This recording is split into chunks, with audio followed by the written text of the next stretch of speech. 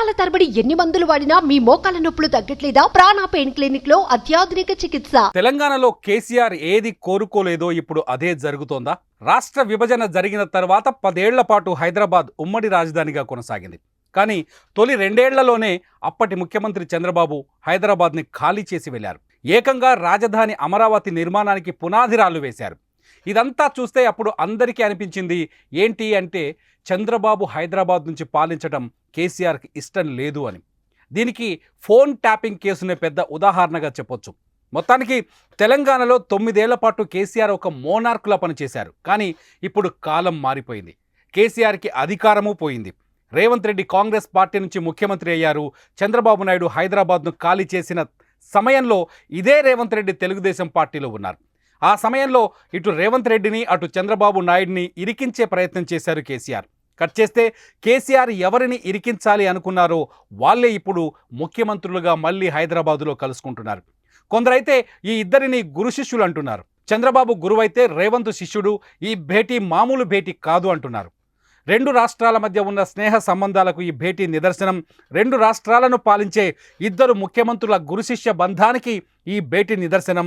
అదేవిధంగా 2 రాష్ట్రాల మధ్య తెగని ముడిలా మారిన విభజన సమస్యల పరిష్కారానికి పడే తొలి అడుగుకు కూడా నిదర్శనం అంటున్నారు. నిజానికి చెప్పాలి అంటే ఈ భేటీ కేసీఆర్కి అస్సలు నచ్చదంటున్నారు కొందరు రాజకీయ విశ్లేషకులు. చంద్రబాబుతో భేటీ తర్వాత చంద్రబాబు కోణంలో రేవంత్ రెడ్డిని బీఆర్ఎస్ కార్నర్ చేయాలని కూడా ఆలోచిస్తున్నట్టు తెలుస్తోంది. చంద్రబాబు నాయుడు రేవంత్ రెడ్డికి లేఖ రాసిన రోజే బీఆర్ఎస్ తన ఒపీనియన్ను బయటపెట్టింది. రాష్ట్రం విడిపోయిన మరుక్షణం రాష్ట్ర విభజన సమయంలో జరిగిన సంఘటనలను గుర్తు చేసింది. తెలంగాణకు చెందిన 7 మండలాలను ఆంధ్రప్రదేశ్ అన్యాయంగా లాక్కెళ్లిందని ఆరోపించింది. అంతేకాదు తెలంగాణకు చెందిన లోయర్ సీలేరు పవర్ ప్రాజెక్టును కూడా ఏపీ తీసుకెళ్లిందని చెప్పుకొచ్చింది.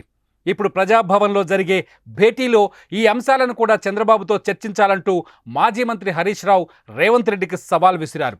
ఇదంతా చూస్తుంటే చంద్రబాబు రేవంత్ రెడ్డి భేటీ బీఆర్ఎస్ అండ్ బ్యాచ్కి ఏమాత్రం ఇష్టం లేదన్నది రాజకీయ విశ్లేషణ. నిజానికి 2 తెలుగు రాష్ట్రాలు భౌగోళికంగా పరిపాలనా పరంగా విడిపోయినప్పటికీ 2 రాష్ట్రాలకు చెందిన మనుషులు మాత్రం విడిపోలేదు. బంధాలు, బంధుత్వాలు, స్నేహాలు, ప్రేమలు, వ్యాపారాలు, ఆర్థిక లావాదేవీలు కొనసాగుతూనే ఉన్నాయి. హైదరాబాద్ అమీన్పూర్లో వెంచర్ వేసిన వాళ్ళు అమరావతిలో కూడా వెంచర్లు వేశారు. అమలాపురంలో నివాసం ఉండే వాళ్ళు హైదరాబాదులో ఇండ్లు కొంటూనే ఉన్నారు.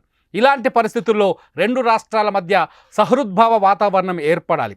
2 రాష్ట్రాల మధ్య విభజన వల్ల ఏర్పడిన వివాదాలు పరిష్కారం అవ్వాలి. 2 రాష్ట్రాలకు చెందిన ఆస్తుల పంపకాలు పూర్తవ్వాలి. 2 రాష్ట్రాల మధ్య స్నేహాలు మరింత పెరగాలి. అందుకే పార్టీలు వేరైనా ఈ ఇద్దరు ముఖ్యమంత్రుల కలయిక 2 రాష్ట్రాలకు ఊహించనంత మేలును చేసి పెడుతుందని అందరూ భావిస్తున్నారు. చూద్దాం ఈ ఇద్దరు ముఖ్యమంత్రుల భేటీ తర్వాత 2 రాష్ట్రాల్లో రాజకీయాలు ఏ విధంగా మారుతాయో.